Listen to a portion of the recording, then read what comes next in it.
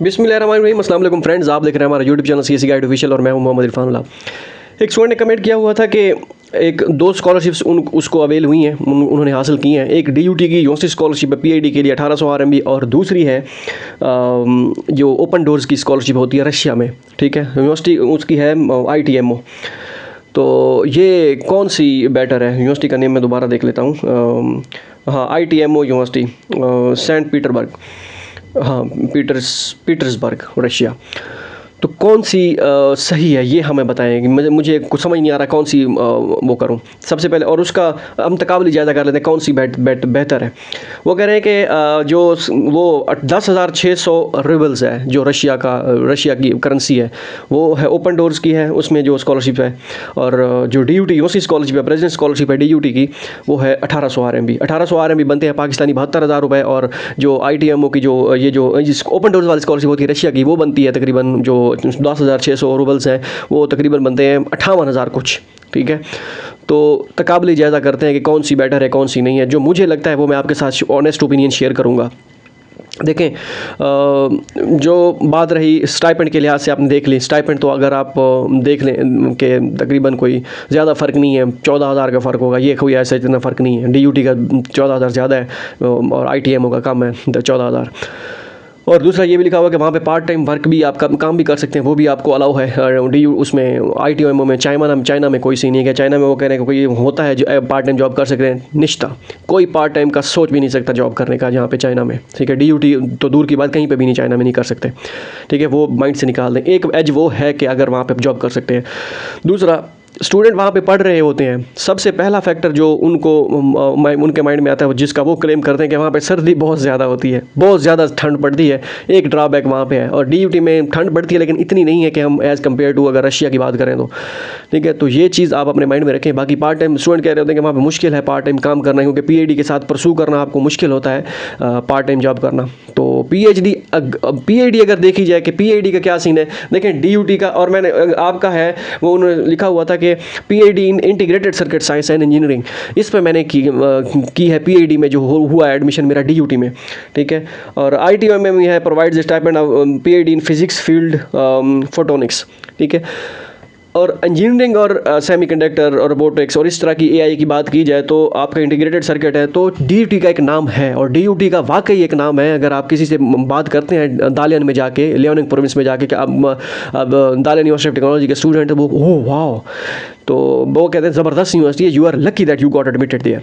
ठीक है, तो ये चीज़ें हैं। और दूसरा, अगर आप वहाँ पे जा रहे हैं, वो कंप्यूटर के लिहाज से, उस लिहाज से वो वो ITMO वो ठीक है। ठीक है, लेकिन अगर आप वैसे PhD की बात करें, अगर तकाबली जायज़ा करें, तो PhD जो चाइना में है और स्पेशली DUT में थोड़ा बहुत मुश्किल है PhD करना, और एक चैलेंजिंग होता है।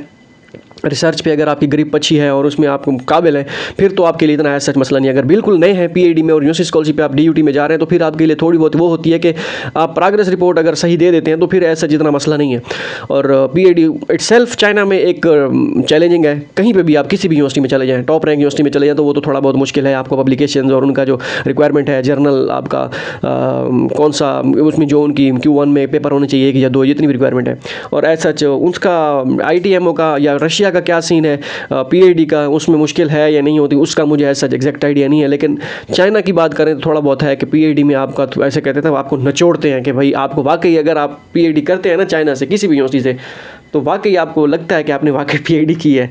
ठीक है, 4 साल की बजाय 5 साल में भी हो सकती है। ये आप पे डिपेंड करता है कि अगर आपकी रिसर्च पे जैसे मेरी तरह है, आपको ग्रिप बिल्कुल ज़ीरो है, आपका इतना ज़्यादा एक्सपोजर नहीं है रिसर्च का, तो फिर आपके लिए थोड़ी बहुत मुश्किल हो सकती है। हाँ, अगर आपकी थोड़ी बहुत रिसर्च है, पब्लिकेशन वगैरह भी हैं, पब्लिकेशन का वैसे आपने लिखा हुआ नहीं है इधर, पब्लिकेशन आपकी हैं 2-3 हैं, फिर आपके लिए मसला नहीं है। DUT ऐसा जितना वो नहीं है। स्टाइपेंड का लिहाज से थोड़ा बहुत है कि भाई स्टाइपेंड 1800 है, उसमें सर्वाइव आप कर सकते हैं या नहीं करते। लोग 1500 में भी सर्वाइव करते हैं, आपका फिर भी 300 उनसे ज़्यादा है। डॉर्मेटरी फ्री है, सारा कुछ फ्री है, तो ऐसा जितना मसला नहीं है। आप खाने पीने पे आए तो आपको 1000 आरएमबी खर्चा आएगा, 800 आरएमबी आप बचा भी सकते हैं। बाकी रही बात रशिया में, उनका खाने पीने का क्या हिसाब किताब है, कितना बचता है आपको, वो उसका मुझे एग्जैक्ट आइडिया नहीं है। ठीक है, तो अगर इन दोनों में से अब बात आती है कि भाई आप कौन सी ऑफ़र एक्सेप्ट करते, विदाउट एनी हेजिटेशन मैं चाइना एक्सेप्ट करता। ठीक है, बगैर ये मेरी सोच हो सकती है, आपकी इससे डिफरेंट हो सकती है। आप अपने हिसाब से देखें कि आपका इन दोनों मेजर में से किस मेजर में आपका लगाव ज़्यादा है। अगर तो आप ये सोच के जा रहे हैं पार्ट टाइम वहाँ पे जॉब है और चाहे वहाँ पे पीएचडी भी शायद मुश्किल आसान से हो जाती है, तो फिर तो आप वहाँ पे जाएँ, ठीक है। अगर आप ये सोच के आ रहे हैं मैंने पीएचडी करनी है और सेमीकंडक्टर या ये integrated circuit science and engineering में जो है आपका थोड़ा बहुत कमांड भी है, मुझे इंटरेस्ट भी है इसमें, खैर है 1800 आरएम स्टाइपेंड है, पार्ट टाइम वर्क नहीं है, लेकिन पीएचडी में अगर मैं मेहनत करूँ, पेपर वगैरह पब्लिश करूँ और यहाँ पे सर्दी भी नहीं है, तो क्या फिर तो आपके लिए बेस्ट है, फिर तो आपको ये ऑफर अवेल करनी चाहिए। अगर मैं होता विदाउट एनी हेजिटेशन, चाहे मेरा जो भी होता, हाँ फील्ड अगर मुझे बिल्कुल इंटरेस्ट होता कि भाई ये वाली जो फील्ड है ना, ये जो आपने field in physics field photonics लिखी है, ठीक है, अगर तो मेरा बिल्कुल भाई ये मेरा पैशन है, ठीक है, मैं इसको नहीं छोड़ सकता, फिर मैं विदाउट एनी हेजिटेशन रशिया जाता। लेकिन अगर आप कंफ्यूज हैं, मुझे यार ठीक है वो भी ठीक है वो भी ठीक है, तो फिर मैं अगर मेरी इस तरह की सिचुएशन होती वो भी ठीक है वो भी ठीक है, तो फिर मैं डेफिनेटली DUT ही सेलेक्ट करता हूँ। और हाँ, DUT वैसे भी मेरी फेवरेट रही है एक वक्त में, ठीक है, तो मैं तो DUT एक्सेप्ट करता। आप DUT करते हैं या नहीं करते ये आपका वो है, तो मैं आपको मशवरा तो नहीं, अब गाइडेंस आप ये, हाँ कल को आप ये कहें कि भाई आपने कहा था और मेरी यहाँ पे पीएचडी, देखें पीएचडी में मुश्किलात आएंगी, DUT में क्योंकि मेरा कज़न वहाँ पे पढ़ रहा है, तो वो मुझे बताता है कि थोड़ा सा होता है कि भाई 1 महीने में 4 दफ़ा साइन करवाने होते हैं प्रोफेसर से स्टाइपेंड के, एक हर हफ्ते के 1 साइन, ठीक है, वो एक चैलेंजिंग है। मीन्स के प्रोफेसर अगर आपका अच्छा है वो कहता है हाँ भी ठीक है कोई मुझे मसला नहीं है, अब आपको 4 साइन मैं कर दूंगा, ठीक है, तो वो तो है ओके। कभी कभार प्रोफेसर को करना पड़ता है कि भाई आप किधर है, मैंने साइन करवाने हैं, तो वो भी है, ठीक है। तो ये भी एक चीज़ें हैं, थोड़ी बहुत होगा, थोड़ा बहुत मुश्किल होगा DUT में, लेकिन ये है कि हो जाएगा। एक मरतबा DUT से आप कर लेते हैं। मेरा एक दोस्त था जियांग यूनिवर्सिटी में, वो PhD कर रहा था, तो मैं एक्सेप्टेंस उस वक्त मिला था 2020 में, 19 में भी 20 में भी, तो मैंने कहा मेरा DUT एक्सेप्टेंस मिला है। उसने कहा वहीं पर करो। हम यहाँ पर जब DUT का नाम लेते हैं DUT करते हैं जियांग वाले, ठीक है, तो वही DUT का नाम है, तो DUT का नाम तो है। अगर वहाँ से आप मास्टर या PhD कर लेते हैं, ठीक है, तो तब आपके चांस बढ़ सकते हैं भाई, आगे अपॉर्चुनिटीज़ आपको मिल सकती हैं। बहरहाल अगर मैं इन दोनों में ऑफर्स में से होता तो मैं टोटली बिल्कुल without any hesitation DUT select करता, क्योंकि सर्दी एक बहुत ज़्यादा होती है रशिया के साथ हमारा इतना क्या कहते हैं वो भी know-how नहीं है। यहाँ पे तो हम पाथी हैं where are you from, Pakistan से हैं, तो पाथी ओ फ्रेंडशिप, ठीक है, तो ये एक हमारे साथ उनके साथ याराना चल रहा है, वो भी एक एज है। तो चाइना आने वाले दिनों में वो कहते हैं चाइना आने वाले दिनों का अमेरिका है, और ये बात बाकी सच है। मिलते हैं नेक्स्ट वीडियो में। मैं तो होता DUT एक्सेप्ट करता, बाकी अल्लाह हाफिज़।